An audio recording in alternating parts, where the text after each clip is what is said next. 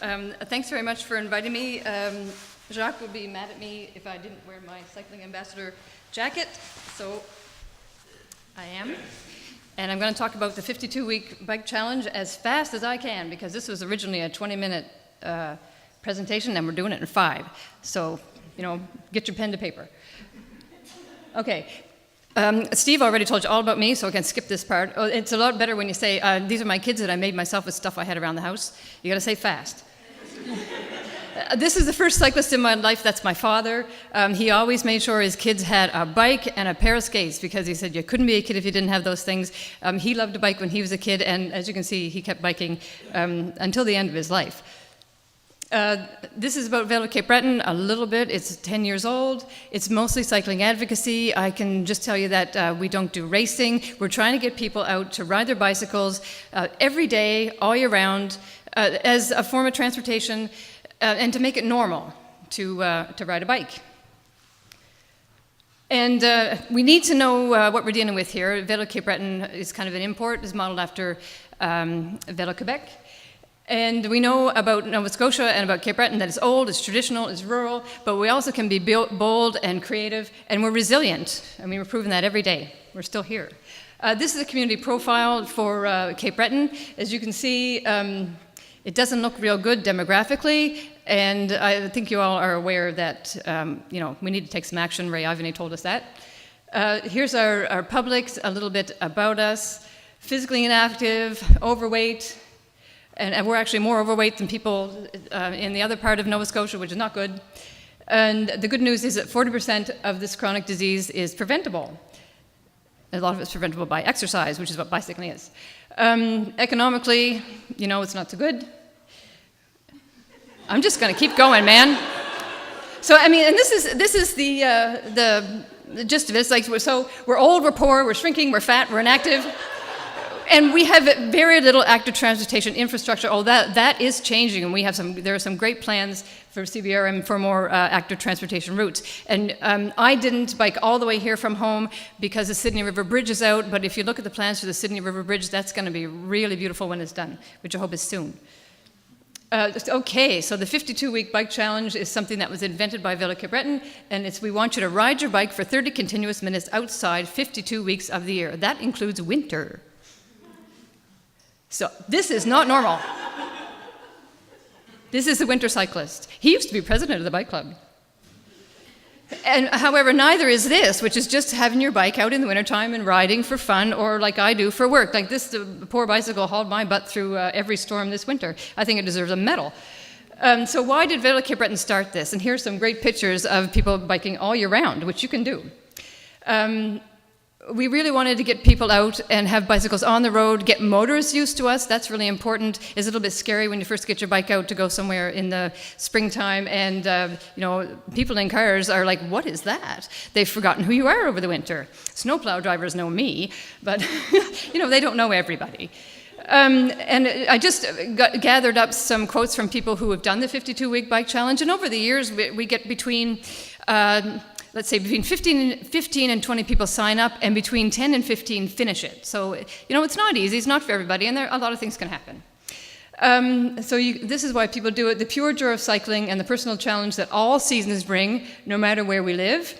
It's climbing those daunting hills, rain that left you soaked, a wonderful tour you took where you connected with others as you rode on a warm summer's day. I don't even remember that. And the skin exfoliation from the hail that pecked your face. That I remember. That was recent. What have I learned? That the words, no, I can't, don't really exist. Rather, yes, I can and I will. Sounds so much better when you've proven to yourself that you really can. What are the outcomes for people who do this? For the individuals, you have the camaraderie, a sense of accomplishment. People think you're insane. You're fit. You don't lose your cycling fitness over the winter, which, I know you're all worried about losing your cycling fitness over the winter. Yeah, sure you are. It's skill development. There's a whole different skill set that you need when you're riding your bicycle on ice. I think I have a broken elbow. I shouldn't tell you that. You'll never bike again. Don't bike uphill trying to go as fast as you can when there's ice underneath you. Even with your studded tires, it'll go right out from underneath you and you'll land your elbow. It hurts. For Vale of Cape Breton, the outcome for the 52-week bike challenge is it recruits some people. We have people actually, we have a person in Kentucky who's doing this. We have people in Ottawa who've done this. Like it's so inspiring to people. It's like, I'm going to bike every week of the year. And it's part of the mission statement for the club as well. For the community, what we want to see is a culture shift, that we can be actively transporting ourselves. Better health outcomes. I mean, you've got to be healthier if you're more active. There's an attractiveness for younger people to be here and to come here. And for newcomers, especially people who come from more cycling-friendly cultures, say in Europe or even Central and South America. And it just makes us cool. Now, how on earth do you keep people going? Especially this winter. This winter, even I got discouraged, and I never get discouraged. I've been the 52-week bike challenge coordinator for like 5 years, and I've been out in everything. Or at least I thought I had until this winter. I was like, swimming, taking people's papers to their door. We have an email list, and I write to people at least monthly to say, I get after them. Are you doing this? And the other thing I do is encourage them. Let's keep going. You can do it. So that support really matters. The group rides count. With the club, there are several group rides over the summer and other parts of the year, and those all count towards your 30 minutes. You get lots of advice from other riders. One of the things I start with in the fall when I get people going is, okay, how are you going to dress when you're out there when it's minus 23? You don't even dress for minus 20, just give up. Actually, I wear a parka. I've got lots of Stanfield's long underwear. Wool socks are really important. Big scarf, balaclava. You need one that fits under your helmet. And those kind of things can help keep people going because you don't feel alone. When you go out there, you feel like you're prepared and you have that support. You get lots of other kinds of advice too, just what kind of a bike do I need, how far should I go for my first ride. First ride I ever did with the club was 35 kilometers. That was a mistake. I thought I was going to die. However, I've done 100 miles since then. Actually, I made a wrong turn. We went more than 100 miles, so you build up to it.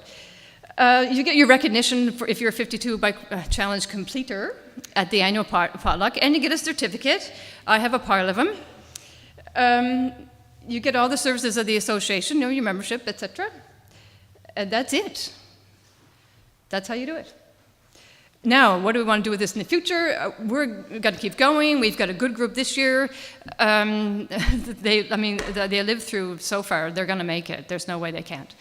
And I think it's 17 people I've got on the list this year, and all over, once again, we've got these 2 people in Kentucky, a person in Ottawa. I don't think we ever had anybody in Newfoundland. A few hardy New Brunswickers who do it every year.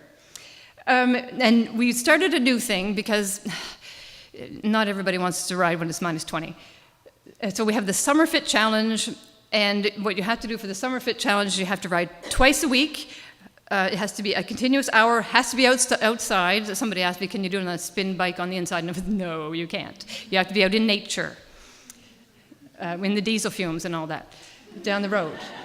It has to be a whole hour, and it's 6 months from, I'm starting next, I have to start people on Monday, May the 5th, and goes until whenever 6 months from then is. I'm not good at math. Anyway, somebody thought that was a little easier for people, okay, so here's a thing that we have people who are doing both. And they didn't know, but this doesn't count towards that, and these people are having to do 2.5 hours per week of bicycling, which that's not going to kill you, is it? Pretty easy. And that's my stereotypical, I took this to Winnipeg, so this is my stereotypical Atlantic Canadian photograph. Enjoy. Thank you.